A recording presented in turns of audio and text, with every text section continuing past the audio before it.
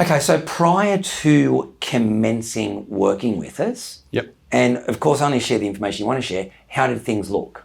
Things looked very inconsistent. Okay. More so from a revenue point, we were focusing on busy work versus actual dollar productive work. How much were you paying yourself before we started working with each other? 0. And how long I was living on a credit card when the business had enough money to pay the credit card. I would therefore take a bit on that. Okay, and how long had the business been operating at that point? It was about 18 months to 2 years, I think. Yeah, there was some small advice first, but the actual formalities was probably 24 months into the business. Wow. Yeah. So up until then, what type of advice had you had from other people? Oh, it's the standard stuff like, don't do too much, outsource everything. So everyone was advising you to spend more money? Yeah, one thing was on advertising, the amount of money on advertising. Everyone's like, what are you advertising on? What's your marketing stuff? What does that look like? Where we started doing that, but we didn't have any money anyway. And they're always like, you've got to spend money to make money, which is very true, but spending on the right things. So that's why we could justify spending money on some coaching, because that was sort of directly proportionate to getting results back. And that was obviously clearly seen with, 24 months in business, not being able to pull a salary. And I think it was within maybe 8 weeks or 12 weeks, I was at like $600 a week, which at then was complete life-changing. And to think that everyone or most people think it's okay to lose money in business. Yes, I think that was very important as well to take out of it, because that was almost the mentality of, oh, it's a new business, it's okay to make losses. And I think you said you might have quoted Warren Buffett or someone else at the time, that as soon as it loses money 2 months in a row, it's gone. Get rid of it. Yeah. If you can't fix it, get rid of it. It's a waste of time. And that was like having that, I guess, belief change about it, because it was almost like, oh, we made a $2,000 loss last month. That's good. And it's like, no, it's not. You shouldn't lose money. You may as well go and get a job.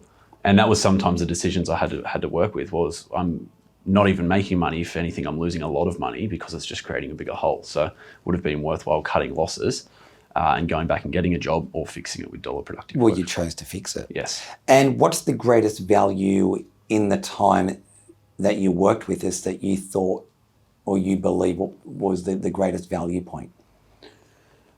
It was probably more the belief around work. So there wasn't a technical thing that I could really take out of it. There was definitely things that we bought in day to day. One I could think of as a critical, urgent, important list, which is something I still use today. But the big one was the belief around what's okay and what's not. And obviously was what we said there was, you should be making money, and if you're not, you're doing something drastically wrong. The other thing was the work ethic. I think when we first started working together, at that point, I was having busy weeks, and it was around 40 or 50 hours a week. And I remember you mentioned, it was just I think it was a challenge for a month, is to go and work 100 hours. I was like, how am I possibly going to work 100 hours? And it was crazy how I did it. So it was like sort of 16 to 18 hours a day.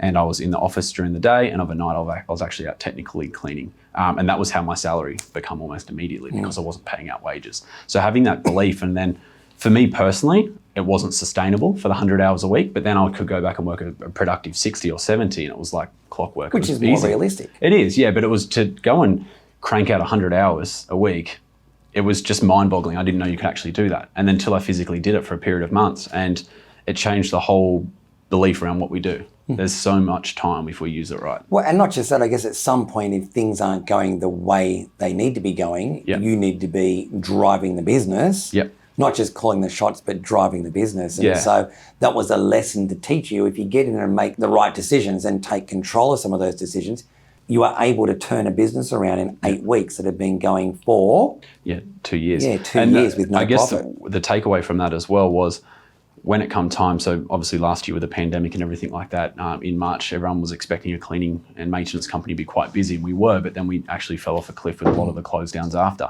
And what actually happened, what kept us afloat, was me getting back on the tools. So it was almost like I put on my 100-hour work week suit again, and it was like back to normal. It was like we barely missed a beat.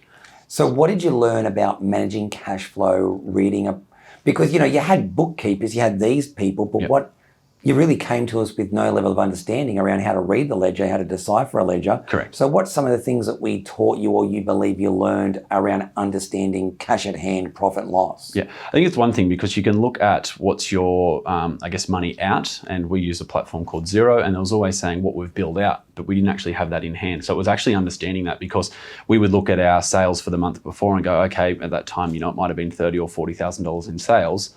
And my belief was, okay, why is there not $30,000 or $40,000 in my bank account? But it was actually understanding the fundamentals of, well, hang on, if you're getting 40,000 in, what's actually there to stay? What needs to go out? And you guys certainly helped with prioritizing super payments, being on top of the quarterly BASs, all those things which my accountant and bookkeeper at the time should have been helping with. We've since changed, which has been great. But it was understanding what's actually there. So before I go spending money, okay, if $100 comes in and we're working on 10% margins, I've actually only got $10 to spend. Not spending the $100. What about something as simple as knowing what your break even was? Yes, and that's where it sounds silly, but no, but it's not, because you know there'd be a lot of businesses Yep. that don't know what their true break even is. They don't know what their cost of sale is, and they also don't know what their current break even is because maybe they did it 2 years ago. Yes, and that's where it is always changing, especially in a business that we were so young at the time, where every month we've got new expenses because we were growing quite quick. We've got things which we need to get rid of, and making sure that you're looking at that each month, because we had some subscriptions in there that we had no idea we're even using anymore. And that, $10 or $20 subscription, or there was a couple which were a few $100s. That was the difference between another % or two in our profit margins, which really adds up when when you're making a loss, everything counts. And then obviously when you're profitable, you kind of get addicted to what else can you do to make it more profitable and a better value. What did you learn anything about goals and strategy? Yes, yeah. So one thing that you helped me understand was the importance of having very specific goals and not saying, I want this, but actually living into it. So the goals was not, I want to be a millionaire. It's, I am a millionaire, and have the specific dates and time frames. And it was actually interesting going back. There's obviously the importance of reading them each day, but just putting them there, there's been a few goals which I've actually reflected on. And I wrote them down at a certain time, whenever it was, and I haven't actually read them since. But going back and looking at them, I'm like, wow, it was actually kind of scary. There was 3 goals in there, which were basically exactly it. Give or take a few dollars or a few dates and things like that. But having the importance of knowing where you go, and I guess owning the business is kind of like steering a ship.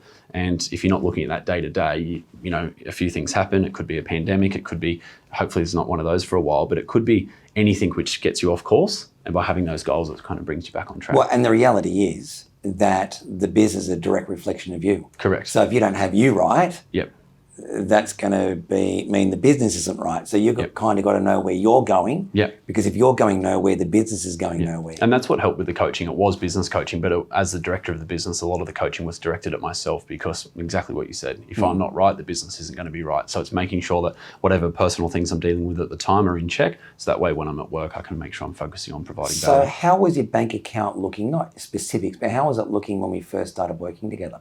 It was bare, and it was bare without saying figures, but it was scary because it was the inconsistency of knowing when money's not coming. Like living in a place of there can be lots of uncertainty with owning a business already, and then not knowing when your rent's going to get paid personally, when insurances and things like that were coming up with some of the work vehicles. Those things were really hard to think about, where we've basically built budgets now where those things just happen.